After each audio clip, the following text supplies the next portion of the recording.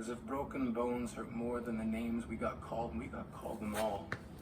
So we grew up believing no one would ever fall in love with us. That we'd be lonely forever. That we'd never meet someone to make us feel like the sun was something they built for us in their tool shed. So broken heartstrings bled the blues as we tried to empty ourselves so we would feel nothing. Don't tell me that hurts less than a broken bone. That an ingrown life is something surgeons can cut away, but there's no way for it to metastasize, it does.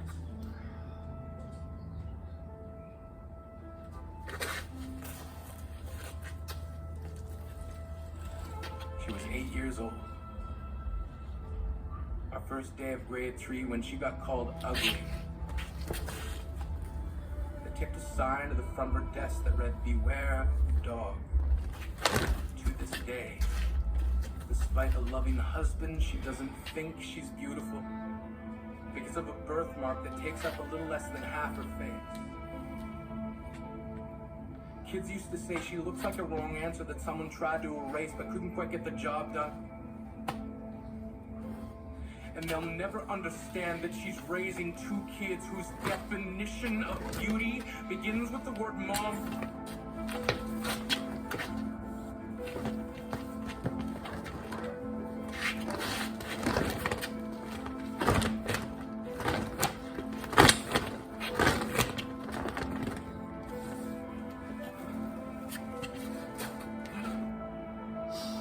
There's a broken branch grafted onto a different family tree.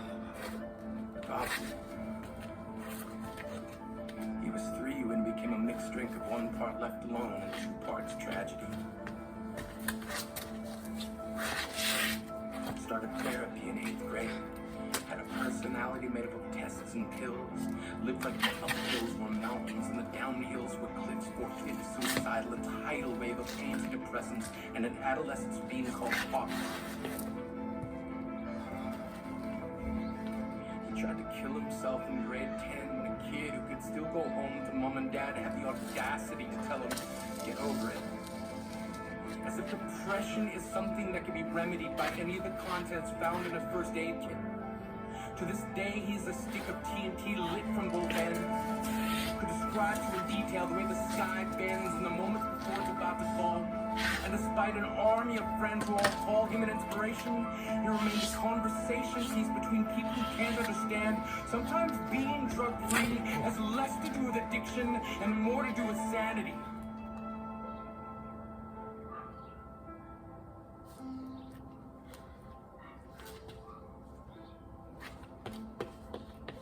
We weren't the only kids who grew up this way.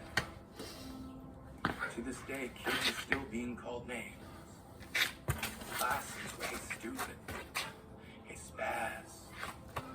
Seems like every school has an arsenal of names getting updated every year. And if a kid breaks in a school and no one around chooses to hear, do they make a sound?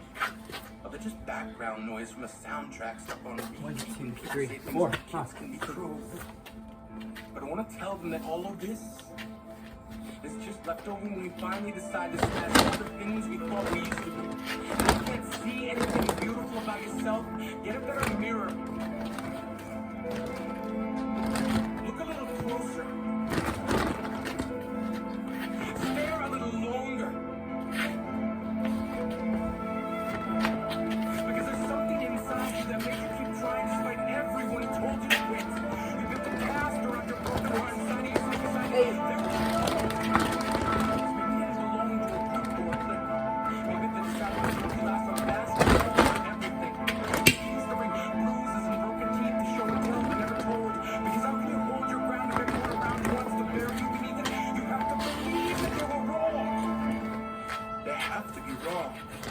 Why else would we still be here? We stem from a root planted in the belief that we are not what we were called.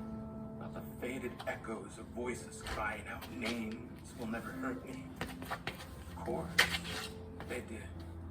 But our lives will only ever always continue to be a balancing act that has less to do with pain and more to do with beauty.